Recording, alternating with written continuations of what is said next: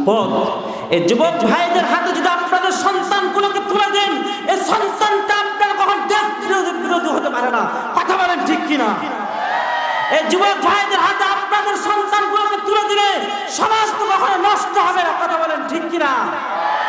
ও মুসলমান ভাইয়েরা, এই যুবক ভাইদেরকে যদি আপনারা আপনারা সমাজে যদি ঠাই দেন, যুবক ভাইদের হাতে যদি আপনার ভাইদেরকে সন্তানদেরকে আপনারা তুলে দেন, তাহলে সমাজে কখনো অরাজকতা সৃষ্টি হবে না, সমাজে কখনো অন্যায় ব্যভিচার দুর্নীতি অবিচার কখনো থাকবে না। কথা বলেন ঠিক কিনা? এই সমাজের ইসলামের রাজ কায়েম হবেই হবে ইনশাআল্লাহ। সেই জন্য সেই সমাজে রাজ কায়েম করতে হলে এই যুবকদেরকে কোরআনের পথে ফিরে আসার দরকার আছে না নাই? এই কোরআনের পথে চলতে গিয়ে, কোরআনের পথে আসতে গিয়ে আপনাকে যদি হাত দেওয়া লাগে, চক্ষু দেওয়া লাগে, পা দেওয়া লাগে, জীবনের সমস্ত কিছু যদি আল্লাহ রাস্তা বিরান করে দিতে হয়, ফাঁসির কাজটা যদি আপনাকে ঝুলতে হয়, কারা কারা রাজি আছে দু হাত দিয়ে আল্লাহরে দেখাও।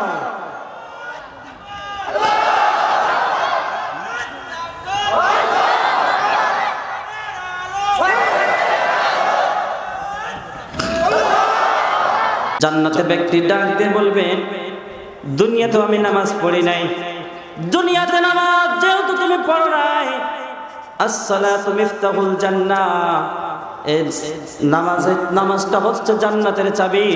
সুতরাং দুনিয়ায় যা নামাজ পড়ো আর সেখান থেকে জান্নাতের গেটের চাবি নিয়ে আসো। আসার কি সুযোগ থাকবে? আসার আর কোনো সুযোগ থাকবে না রে মুসলমান। এই জন্য নামাজ আমাদেরকে পড়া লাগবে, নয়তো বাপ এই যে দুনিয়া ধোকার বস্তুর মধ্যে আজকে আমরা পড়ে আছি, এই ধোকার বস্তুর পিছনে পড়ে থাকার কারণে জীবনটা আমাদের বরবাদ হয়ে যাবে। একদিন মনে করেন তো দেখি যে আল্লাহ আমাদেরকে নামাজ পড়ার হুকুম দিয়েছেন, সে আল্লাহ তো আমাদেরকে কোরআনুল কারীম মেনে চলার হুকুম দিয়েছে। কথা বলেন ঠিক কিনা? এ কোরআন তো আমাদের সমস্ত সমস্যার সমাধান দিতে পারে। এর মধ্যে কোনো ভুল আছে নাকি? এর মধ্যে কোনো ভুল নাই। এই কোরআনের ভিতরে 1 নয় 2 নয় 82 বার নামাজের বক্তব্য আল্লাহ তাআলা দিয়েছেন। এই জন্য নামাজটা ফরজ না আমাদের জন্য নফল। এই ফরজটা আদায় করা দরকার আছে না নাই? ফরজ আমাদেরকে আদায় করতে হবে মুসলমান ভাইয়েরা। এই জন্য আমাদেরকে ফরজের দিকে আমাদের ঝুঁকতে হবে। আমাদেরকে নামাজটা ঠিক মতো আদায় করা লাগবে। কেন নামাজ আদায় করিস না রে মুসলমান? একবার নিজের মনকে প্রশ্ন করে দেখ, কেন পড়িস না? এই পৃথিবীর জমিনে যখন ভূমিষ্ঠ হই আমরা, ভূমিষ্ঠ হওয়ার সঙ্গে সঙ্গে আমাদের জীবনের যৌবন ছিল না, আমাদের শক্তি ছিল না, চলার কোনো আমাদের ক্ষমতা ছিল না, কথা বলার বাক স্বাধীনতাও ছিল না, আমরা চলতেও পারতাম না। কিন্তু এই আল্লাহ রাব্বুল আলামিন আমাদেরকে চলার ক্ষমতা দান করলেন, চলার আমাদের শক্তি সাহস দিলেন, যৌবন দিলেন। ধীরে ধীরে আমরা বড় হলাম। বড় হওয়ার পরে আমরা সে আল্লাহর হুকুমটাকে আমরা যেন আজকে প্রত্যাখ্যান করছি। কথা বলেন ঠিক কিনা? আমরা আল্লাহ তাআলার হুকুমকে আজকে প্রত্যাখ্যান করেছি। এই জন্য আজকে আমরা মুসলমানরা অশান্তির দাবানলে চলতেছি। আমার মুসলমান ভাইয়েরা, আল্লাহ রাব্বুল আলামিন বললেন, ও মানব সমাজ, তোমরা আমি আল্লাহ তাআলার হুকুমগুলো যদি পালন করতে পারো, तमाम পৃথিবীতে যা আছে আমি তোমাদের জন্য বরাদ্দ করে রেখে দিয়েছি। হুয়াল্লাযী খলাকালাকুম মা ফিল আরদি জামিয়া, এই পৃথিবীর জমিনে যা কিছু আছে আমি আল্লাহ তাআলা তোমাদের জন্য আমি সৃষ্টি করে দিয়েছি। শুধু তাই না, আল্লাহ বারবারকে ডাক দিয়ে বলেন, কাইফা তাকফুরুনা বিল্লাহি ওয়া কুনতুম আমওয়াতান ফাআহইয়াকুম সুম্মা ইউমীতুকুম সুম্মা ইউহয়ীকুম সুম্মা ইলাইহি তুরজাউন।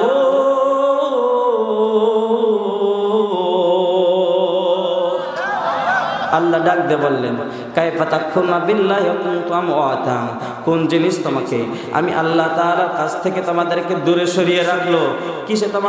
কিসে তোমরা অবলম্বন করো? কি জন্য তুমি আমি আল্লাহর ব্যাপারে অবলম্বন করো? অথচ আমি আল্লাহ বলতেছেন, আল্লাহ তাআলা বলতেন কাইফা তাকফুরুনা বিল্লাহি ওয়া কুনতুম আমওয়াতা, তোমরা ছিলে মৃত, আমরা ছিলাম কি? আমরা ছিলাম মৃত। এরপর আল্লাহ তাআলা আমাদেরকে জীবন দান করলেন, এরপর আবার আমাদেরকে মৃত্যুবরণ করা লাগবে, আবার সে আল্লাহ তাআলার কাছে আমাদেরকে ফিরে যাওয়া লাগবে। আল্লাহ তাআলার কাছে আমাদেরকে ফিরে যাওয়া লাগবে। তাহলে কেন আমরা আল্লাহ তাআলাকে বলে ভুলে যাই? কেন ভুলে যাই? আল্লাহর হুকুম কেন আমরা পালন করি না? কি কারণে করি না?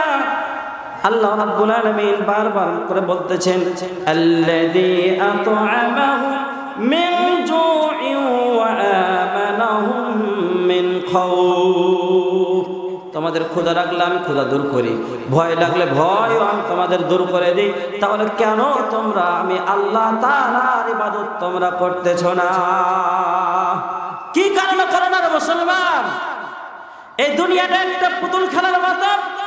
এই দুনিয়ায় আসবে, যাইবা, খেলতামাশা করতে করতে চলে যাবা, কিন্তু এই দুনিয়াতে আসার পরে আমাদের কিছু দায়িত্ব কর্তব্য আছে না নাই? আর দুনিয়া সিজনুল মুমিনিন ওয়া জান্নাতুল লিল কাফির। এই দুনিয়াটা হচ্ছে মুমিনদের জন্য জেলখানা, আর কাফিরদের জন্য হচ্ছে জান্নাতের বাগিচা। ও মুসলমান ভাইয়েরা, তারা আনন্দে চিত্তে বসবাস করবে আর দুনিয়া থেকে চলে যাবে। এখান থেকে তাদের জীবনের সমস্ত কিছু সার্থকতা শেষ। কথা বলেন ঠিক কিনা? পরকালে আর তাদের জন্য কিছুই থাকবে না। এই দুনিয়াটা পুতুল খেলা, এই দুনিয়াটা পুতুল খেলা। খেলা তো নয় রে বাবা রঙের মেলা, খেলা তো নয় রে বাবা রঙের মেলা। কিছু হাসি কিছু কান্নার ভেলা, এই দুনিয়াটা পুতুল খেলা, এই দুনিয়াটা পুতুল খেলা। ঠিক কিনা? একদিন ছিলাম পুতুল, আবার হব পুতুল, মায়ের কোলেতে ছিলাম অবলা। ঠিক কিনা? একদিন আমরা পৃথিবীর জমি যখন ভূমিষ্ঠ হয়েছিলাম, আমরা অবলা ছিলাম। মা আমাদের যেখানে রাখতো সেখানে আমরা থাকতাম, আমাদের কথা বলার কোনো শক্তি ছিল না। একদিন ছিলাম পুতুল, আবার হব পুতুল, মায়ের কোলেতে ছিলাম অবলা। মায়ের ধুলাবালি ঝেড়ে দিয়া টান দিয়া কোলে লইয়া, ধুলাবালি ঝেড়ে দিয়া টান দিয়া কোলে লইয়া, মুখেতে চুমা দিয়া বসিত ভালা। এই দুনিয়াটা পুতুল খেলা, রে এই দুনিয়াটা পুতুল খেলা। ঠিক কিনা? কেউ বলবে আল্লাহ আল্লাহ, কেউ বলবে হায় রে হায়, আয় বালি খান নাই। ঠিক কিনা? আমি যখন মারা যাব, মারা যাওয়ার পরে মসজিদে এলান হয়ে যাবে, অমুক গ্রামের অমুক ব্যক্তি নাই, মারা গিয়েছে। আহারে হাই হাই, গত রাত্রে তার সাথে আমাদের সাক্ষাৎ হলো, আলোচনা শুনলাম, আর আজকে সকালবেলা নাই চলে গেছে। ঠিক কিনা? কেউ বলবে আল্লাহ আল্লাহ, কেউ বলবে হায় রে হায়, আয় বালি খান নাই। কেউ কাটবে মাটি কাঁচা বাঁশের পালকি, কেউ কাটবে মাটি কাঁচা বাঁশের পালকি, তুইলা লইয়া যাবে নতুন দলা। এই দুনিয়াটা পুতুল খেলা, হায় রে এই দুনিয়াটা পুতুল খেলা, এই দুনিয়াটা পুতুল খেলা, হায় রে এই দুনিয়াটা পুতুল খেলা। লিল্লাহি তাকবীর। সম্মানিত ভাইয়েরা, এই দুনিয়াটা হচ্ছে একটা পুতুল খেলার মতো। এই দুনিয়াটা একটা কি? পুতুল খেলার মতো। এই পুতুল খেলার ভিতরে আমরা যাতে আমরা শোভে না যাই, দুনিয়ার মহব্বতে আমরা যাতে না পড়ে গিয়ে নিজেদের জীবনটা বরবাদ করি। সম্মানিত ভাইয়েরা, রাসূল সাল্লাল্লাহু আলাইহি সাল্লামের একটা হাদিস আপনাদের সামনে বলবো, বলার পরে আমাদের প্রধান মেহমান চলে আসবে, এরপর আমার আলোচনা আমি শেষ করে দেবো ইনশাআল্লাহ। সম্মানিত ভাইয়েরা, আমাদের ভিতরে বড় বড় 5টি রোগ রয়েছে। যারা বলেন কয়টি? ভালো করে শুনবেন। এই রোগগুলো যাদের ভিতরে থাকবে এই ব্যক্তিগুলো হচ্ছে জাহান্নামী। বলেন তো কি? জাহান্নামী ব্যক্তিগুলো কি? জাহান্নামী। এই ব্যক্তিগুলো হবে জাহান্নামী, এই রোগগুলো যাদের ভিতরে থাকবে। সম্মানিত ভাইয়েরা, 1 নম্বর আল্লাহ রাসূলের হাদিস সংক্ষিপ্তভাবে আপনাদের সামনে বলতেছি। 1 নম্বরে কপটতা। 1 নম্বর হচ্ছে কপটতা। হুজুর সামনে উঠে আসেন, আসেন, চলে আসেন।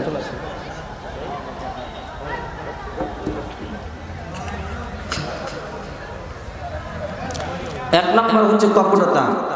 কপটতা মানে আপনারা বুঝেন, মিথ্যাবাদী। বলেন তো কি? মিথ্যা কথা বলা, ভণ্ডামি করা। এরপরে হচ্ছে অরাজকতা সৃষ্টি করা সমাজের বুকে, হই হুল্লোড় সৃষ্টি করা, সমাজের মধ্যে গন্ডগোল বাধাই দেয়া, মিথ্যা কথা মানুষের সামনে প্রচার করে দাও, এটা হচ্ছে কপটতা। বলেন তো কি আমাদের মধ্যে কি কপটতা আছে? হাদিসের ভাষায় সংক্ষিপ্ত আপনাদের সামনে বলতেছি। 1 নম্বরের কপটতা। বলেন তো কি? মিথ্যা কথা বলেন। এই মিথ্যা আশ্রয় আমাদের কখনো নেওয়া যাবে না। ভাঙা ভাঙা কথাগুলো বলতেছি, ভালোভাবে শুনবেন। আলোচনা যাই করলাম না কেন, এখনকার কথাগুলো অতি গুরুত্বপূর্ণ। 2 নম্বর হচ্ছে হিংসা। 2 নম্বর কি বলেন তো? হিংসা। হিংসা এমন একটা জিনিস, এই হিংসা এমন একটা জিনিস, কার মধ্যে যদি হিংসা বিদ্বেষ থেকে থাকে তাহলে ওই মানুষটা জীবনের আমলগুলো কুরে কুরে খেয়ে নেয়, বরবাদ করে দেয়, নেক আমলগুলো নষ্ট করে দেয়। নাউজুবিল্লাহ বলেন। এই হিংসার কারণ হচ্ছে অন্যের ক্ষতি করা। কেমনে ক্ষতি করা? ওই ব্যক্তিটা 5 তলা বিল্ডিং করলো, আহারে বেড়ে গেল, ওই বেড়ে যাচ্ছে, এটা তার সহ্য হচ্ছে না। কিভাবে তাকে সেখান থেকে নামিয়ে নেওয়া যায় সেই প্ল্যান পরিকল্পনা নিয়ে সামনে সেই কথা বলে, এমন চিন্তা চেতনা থাকে। এ মিথ্যা। আমাদের মধ্যে যদি কারো এই হিংসা থেকে থাকে, মিথ্যা যদি থেকে থাকে, আমাদেরকে দূর করা দরকার আছে না নাই? 3 নম্বর হচ্ছে অহংকার। অহংকার মানুষকে ধ্বংস করে দেয়। দাম্ভিকতা। সমাজের বুকে দাম্ভিকতা। আমি হচ্ছে সমাজের মধ্যে সবচেয়ে বড় ধনাঢ্য ব্যক্তি, আমি হচ্ছে সমাজের সবচেয়ে বড় নেতা, আমার কথা মতোই চলবে সমাজ, কেউ আমার উপরে কথা বলতে পারবে না। সাউন্ড মনে হচ্ছে একটু কমে গেল নাকি?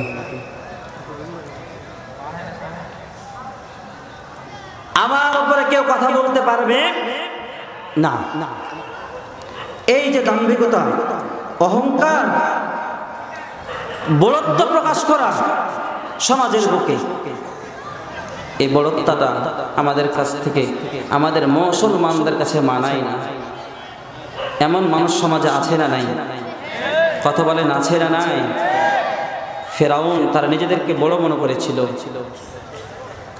ফেরাউন নিজেকে বড় মনে করেছিল, কারুন নিজেকে বড় মনে করেছিল, সাদ্দাত নিজেকে বড় মনে করেছিল, নমরুদ নিজেকে বড় মনে করেছিল, আবু জেহেল নিজেকে বড় মনে করেছিল, অহংকার করেছিল, দাম্ভিকতা করেছিল যে এতিম মুহাম্মদ যার বাবা নাই মা নাই, সেই ব্যক্তিরা হবে নবী, তাকে আমরা মানব।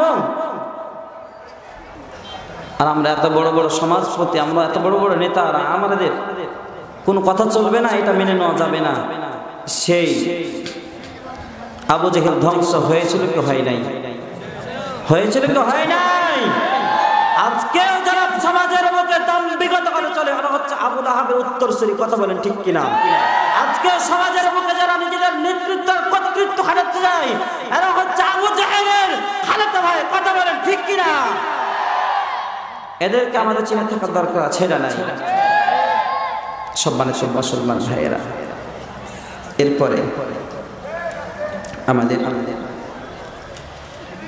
সবচাইতে বড় এই হাদিসটা যখন পাঠ করি, তেলাওয়াত করি, হাদিসটার কথা যখন মনে পড়ে, তখন নিজেকে যেন সামনে রাখতে পারি না। 4 নাম্বার হচ্ছে লৌকিকতা। বলেন তো কি লৌকিকতা? মানে লোক দেখানো, রিয়া। কোনো কাজ করতে গেলে এই কাজটা আমরা রিয়ার সাথে যাতে না করে ফেলি সেই দিকে আমাদেরকে লক্ষ্য রাখতে হবে। মুসলমান ভাইয়েরা একটু কান দেন, কান লাগান, একটু শুনেন ভালোভাবে। হাসরের ময়দানে আল্লাহ রাব্বুল আলামিন কাফির মুশরিকদেরকে জাহান্নাম তো দেবেন, পাশাপাশি আল্লাহ ঘোষণা অনুযায়ী যে সমস্ত বান্দাগুলোকে আল্লাহ তাআলা জান্নাতি বলে ঘোষণা করেছেন, এদের মধ্য থেকে কিছু মানুষকে আল্লাহ তাআলা জাহান্নামে পাঠিয়ে দিবেন। প্রশ্ন আসতে পারে যে জান্নাতি বলে আল্লাহ তাআলা ঘোষণা দিলেন, আমার জাহান্নামে কেন পাঠাবে? প্রশ্ন আসতে পারে কি পারে না ভাই? প্রশ্ন আসতে পারে। একটু ভালো করে মন দিয়ে শুনবেন। আল্লাহ তাআলা কিছু শহীদদেরকে ডাক দিয়ে বলবেন, ও শহীদেরা, তুমি জাহান্নামে চলে যাও, জাহান্নামে চলে যাও। এই শহীদ আল্লাহ তাআলাকে ডাকতে বলবে, আল্লাহ আমি জাহান্নামে যাব কেন? আমি জাহান্নামে কেন যাব? আল্লাহ বলবেন, জাহান্নামে যাও, চলে যাও। শহীদ ডাকতে বলবে, আল্লাহ তোমার ঘোষণা অনুযায়ী আমি জমিনের বুকে আমি জিহাদ করেছিলাম, তোমার রাস্তায় আমি লড়াই করেছিলাম, আমার বুকে তাজা রক্ত সবুজ ভূখণ্ডে আমি বিলিয়ে দিয়েছি তোমার রাজ কায়েম করার জন্য। আজকে আমি কেন জাহান্নামে যাব? আল্লাহ আল্লাহ ডাক দিয়ে বলবেন, তুই জমিনের বুকে, সমাজের বুকে তুমি বরত্ব ঘোষণা পাওয়ার জন্য, বীর পাওয়ার জন্য, বাহাবা পাওয়ার জন্য, লোকে তোমার শহীদ বলবে, সেই জন্য তুমি জিহাদ করেছিলা। লোক দেখানো তুমি জিহাদ করেছিলা, তুমি তো সেটা পেয়ে গেছো জমিনের বুকে, তুমি তো সে খেতাব পেয়ে গিয়েছো। তুমি তো আমি আল্লাহকে সন্তুষ্ট করার জন্য তুমি জিহাদ করো নাই, শহীদ হও নাই। আজকে যাও, জাহান্নামে চলে যাও। আজকে জাহান্নামে চলে যাও, জাহান্নামে পাঠিয়ে দিবে। এরপরে আল্লাহ তাআলা কিছু দানশীলদেরকে ডাক দিবে। দানশীলদেরকে ডাক দেওয়ার পরে তাদেরকে বলবে, যাও জাহান্নামে চলে যাও, যাও জাহান্নামে চলে যাও। এই দানশীল ব্যক্তি আল্লাহ তাআলাকে বলবে, আল্লাহ আমি কেন জাহান্নামে যাব? তুমি তো বলেছো, মাসালুল লাযীনা ইউনফিকুনা আমওয়ালাহুম ফি সাবিলিল্লাহি কামাসালি হাব্বা আমবাতাস সাবআ সানাবিলা ফি কুল্লি সুমবুলাতিন মিয়াতু হাব্বা। তোমার ঘোষণা অনুযায়ী আমি জমিনে তোমার রাস্তায় আমি খরচ করেছি, জিহাদের ময়দানে আমি দান করেছি, আমি মসজিদে দান করেছি, মসজিদ বানিয়ে দিয়েছি, মাদ্রাসা বানিয়ে দিয়েছি, রাস্তাঘাট আমি তৈরি করে দিয়েছি, অসহায় মানুষদেরকে আমি সাহায্য সহযোগিতা করেছি। আল্লাহ আজকে আমি কেন জাহান্নামে যাব? আল্লাহ ডাক দিয়ে বলবে, আল্লাহ ডাক দিয়ে বলবে, তুমি তো নিজে বাহাবা পাওয়ার জন্য, বড় দানশীল হওয়ার জন্য তুমি জমিনে তুমি দান করেছিলে। আজকে এই যে বাহাবা তুমি সমাজের বুকে পেয়ে গিয়েছো, বড় দানশীল মানুষ তোমারে বলবে সেটা জমিনে পেয়ে গিয়েছো, আমাকে সন্তুষ্ট করার জন্য তুমি দান করো নাই, যাও জাহান্নামে চলে যাও, go to the hell fire, যাও জাহান্নামে চলে যাও। জাহান্নামে পাঠিয়ে দেবে সর্বশেষ। আল্লাহ তাআলা কিছু আলেম সমাজদেরকে ডাক দেবেন। এই জায়গাটা যখন আমাদের আসে, কিছু দায়ীদেরকে আল্লাহ তাআলা ডাক দেবেন।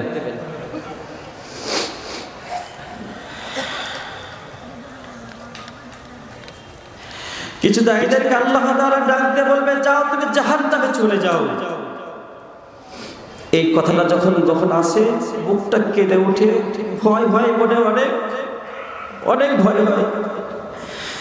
আলেমকে ডাক দিয়ে বলবে, যাও তুমি জাহান্নামে চলে যাও, যাও। আলেম ডাক দিয়ে বলবে, আল্লাহ আমি কেন জাহান্নামে যাব? আমি তো সমাজের মুখে আমি তোমার পরাত্মার আমি মানুষকে ডাক দিয়েছি, মানুষকে আমি তোমার দিনের পথে ডাক দিয়েছি, মানুষকে আমি কোরআন শিক্ষা দিয়েছি, নামাজ শিক্ষা দিয়েছি, হাদিস শিক্ষা দিয়েছি, তোমার রাসূলের দেখে আছে সেই দিনের দায়িত্বগুলো পালন করেছি। আজকে আমি কেন জাহান্নামে যাব?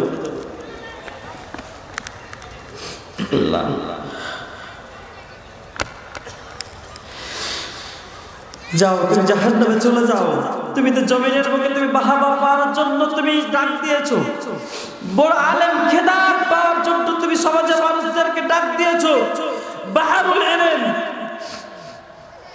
জ্ঞানের সাগর তোমাকে বলবে মানুষ, এর জন্য তুমি ডাক দিয়েছো। আজকে তুমি তো সেই বাহাবা পেয়ে গিয়েছো, যাও তুমি আজকে জাহান্নামে চলে যাও। বড় কষ্ট লাগে এই কথাগুলো যখন আমাদের মনে পড়ে, হাদিসগুলো যখন আসে আমাদের সামনে, না জানি বা আমাদের বক্তব্যগুলো রোগ দেখানো হয়ে যায় কিনা, নিজেকে বড় আলেম ভাবা হয়ে যায় কিনা, নিজেকে বড় বক্তা ভাবা হয়ে যায় কিনা। দোয়া করবেন ভাই, যাতে করে এই সমস্ত শহীদ দানশীল আলেম দায়িত্বশীল হওয়া থেকে আল্লাহ তাআলা আমাদের সবাইকে বেঁচে থাকার তৌফিক দান করেন, বলেন আল্লাহুম্মা আমিন। এই সমস্ত আলেম হওয়া থেকে আমাদেরকে বেঁচে থাকতে হবে। এরপরে 5 নম্বর যেটা হচ্ছে মন্দ ধারণা। কারোর প্রতি কখনো মন্দ ধারণা করা যাবে না, না জেনে না বুঝে। আমরা সমাজের বুকে যখন আমরা চলাফেরা করি, সমাজের বুকে চলাফেরা করতে গিয়ে আমরা মানুষের বিরুদ্ধে আমরা বিভিন্ন সময় বিভিন্ন রকম মন্দ ধারণা করে থাকি। এই মন্দ ধারণা থেকে আমাদেরকে বেঁচে থাকতে হবে সব সময় আমাদেরকে, কেননা এই মন্দ ধারণা করতে গিয়ে আমাদেরকে জাহান্নামের আমাদেরকে খড়ি হতে পারে। কথা বলে ঠিক কিনা? একজন মানুষ, দুইজন আলেম ধরে এখানে বসে গল্প করছে, দুইজন সাধারণ মানুষ গল্প করছে, এই যে গল্প করছে, গল্প করার কারণে আপনারা হয়তো মনে করবেন এরা দেশের বিরুদ্ধে ষড়যন্ত্র করছে। এমন সমাজে কথা চালু আছে না নাই? 5 জন মানুষ এখানে কথা বলতেছে, 5 জন মানুষ কথা বলতেছে, তারা কি কথা বলতেছে না জেনে না বুঝে আপনি তাদের বিরুদ্ধে বিরূপ একটা মন্তব্য করে বসলেন, এটা হচ্ছে মন্দ ধারা। বলেন তো কি? সম্মানিত ভাইয়েরা, পিছনে যারা দাঁড়িয়ে রয়েছে তাদেরকে একটু বসার জায়গা করে দেন। সামনে যারা আছেন তারা আর একটু সামনে আগে আসুন, ভাইদের জন্য জায়গা করে দেন। আল্লাহ তাআলা আপনাদের জন্য জান্নাতের জায়গা প্রশস্ত করে দেবে। আসুন, এগিয়ে আসুন। একটু সময় দাঁড়ান, দেখি দাঁড়ান, দাঁড়িয়ে আসুন, দাঁড়ান, আগে আসুন, সামনে থেকে এগিয়ে আসুন।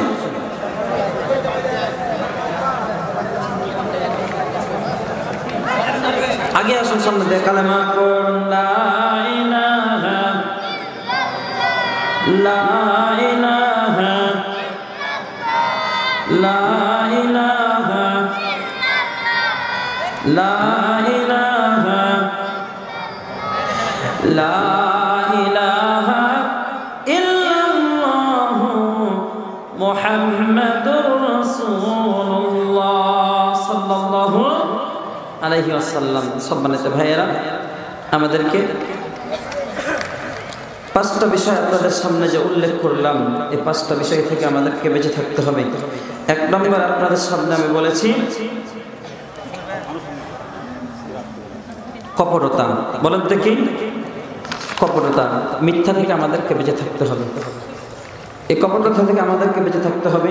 আল্লাহ তাআলা আমাদের সবাইকে বেঁচে থাকার তৌফিক দান করুন। সকলে বলে আল্লাহুম্মা আমিন। এই মেরাজের রাত্রি আল্লাহ রাব্বুল আলামিনের পক্ষ থেকে স্পেশালি আল্লাহ তাআলা 3টা জিনিস আমাদের জন্য উপহার নিয়ে এসেছেন। বলেন তো কয়টি? 3টে জিনিস আল্লাহ উপহার নিয়ে এসেছে। 1 নম্বর হচ্ছে 5 ওয়াক্ত নামাজ। জোরে বলেন, কয় ওয়াক্ত নামাজ? 5 ওয়াক্ত নামাজ। এই 5 ওয়াক্ত নামাজ আমাদেরকে পড়া লাগবে। 2 নম্বর যে সূরা বাকারার শেষের 2 আয়াত, এই 2 আয়াতে ফজিলত মর্যাদা রয়েছে। আপনারা একটু বাড়ি থেকে তাফসীরটা খুলে দেখবেন, একটু আমল করার চেষ্টা করবেন। 3 নম্বর হচ্ছে সবচেয়ে বড় আমাদের পাওয়া সেটা যে ক্ষমার দরজা আল্লাহ তাআলা আমাদের জন্য দান করেছে। সুবহানাল্লাহ বলেন সুবহানাল্লাহ। এই ক্ষমার দরজা আজকে আমাদের আছে বিধায় আজকে আমরা সমাজে এখন পর্যন্ত যে অন্যায় অপরাধ করতেছি আমরা, আল্লাহ তাআলা আমাদেরকে বাঁচিয়ে রেখেছে। বলেন আলহামদুলিল্লাহ, বলেন আলহামদুলিল্লাহ। সম্মানিত ভাইয়েরা, আমাদের প্রধান মেহমান চলে আসতেছে, আমরা কথা দীর্ঘায়িত করব। লিল্লাহি তাকবীর, লিল্লাহি তাকবীর। প্রধান বক্তার আগমন, প্রধান বক্তার আগমন। জাদারাবাসীর পক্ষ থেকে, তাফসীর কমিটির পক্ষ থেকে লিল্লাহি তাকবীর, লিল্লাহি তাকবীর।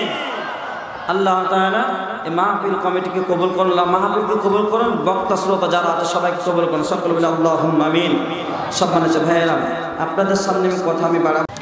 গত বৃহস্পতিবারে দিন আমি কুষ্টিয়া ইউনিভার্সিটি দেখলাম, তখন সেখানকার একটা দৃশ্য আপনাদেরকে বলি। রাত 12টার পরে আমি সেখানে প্রবেশ করেছি। কুষ্টিয়া ইউনিভার্সিটির ক্যাম্পাসে যখন গেলাম, কিছু যুবক ভাইয়েরা সেখানে খেলাধুলা করছে, কিছু যুবক ভাইয়েরা সেখানে হাফ প্যান্ট করে ঘোরাঘুরি করছে, কিছু যুবক ভাইয়েরা জায়গা জায়গা বসে বসে আড্ডা দিচ্ছে।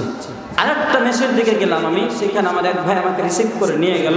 রাত্রি তখন 12:30, রাত্রি তখন 12:30, 12:30 বেজেছে। সেখানে যাবার পরে ভাইয়েরা আমাকে বললো, ভাই আপনি তো ক্লান্ত হয়ে এসেছেন, আপনি একটু ফ্রেশ হয়ে রেস্ট নিন। আমি রেস্ট নিতে আরম্ভ করলাম।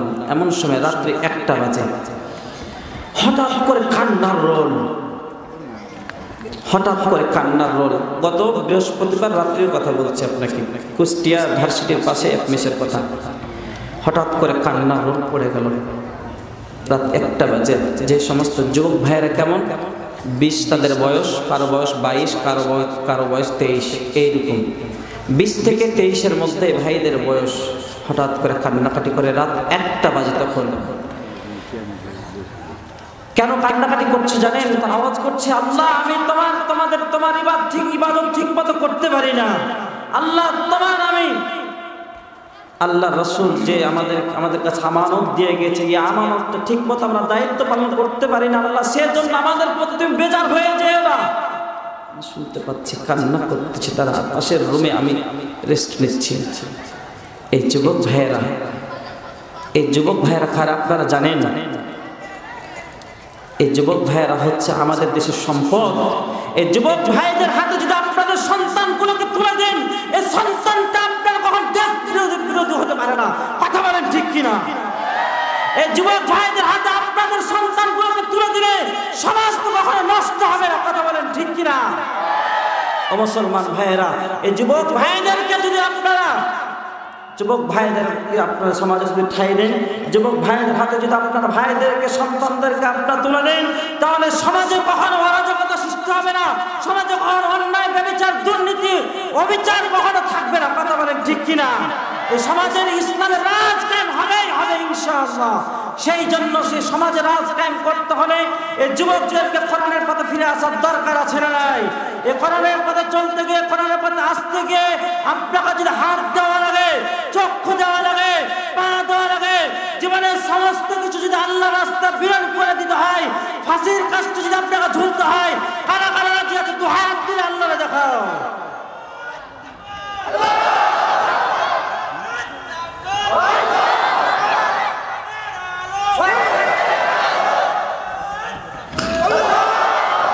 আলহামদুলিল্লাহ, আল্লাহ তাআলা কবুল করেন, বলেন আমিন। সম্মানিত ভাইয়েরা, কথা আর বাড়াচ্ছি না। আমরা হচ্ছে কোরআনের সৈনিক। বলেন তো কার সৈনিক? আল কোরআনের সৈনিক। এই কোরআনের পথে আমরা থাকবো, কোরআন আমাদের জীবন পরিচালনা করবো ইনশাআল্লাহ। আল্লাহ তাআলা আমাদের সবাইকে যেন বক্তা, শ্রোতা, কমিটি যারা রয়েছে, যারা যেখান থেকে উপস্থিত হয়েছে, যারা যেখান থেকে শুনতে পাচ্ছেন, আল্লাহ তাআলা সবাইকে হেদায়েত দান করুন, সবাইকে কোরআনের জন্য কবুল করুন। সর্বোপরি এই দেশকে যেন জালিমের হাত থেকে আল্লাহ তাআলা রক্ষা করেন। বলেন আল্লাহুম্মা আমিন, আল্লাহুম্মা আমিন, আল্লাহুম্মা আমিন। সবাইকে অসংখ্য ধন্যবাদ। সবার জন্য দোয়া করি, সবার কাছে দোয়া চাই। আমার কথা শেষ করছি। আসসালামু আলাইকুম ওয়া রাহমাতুল্লাহ।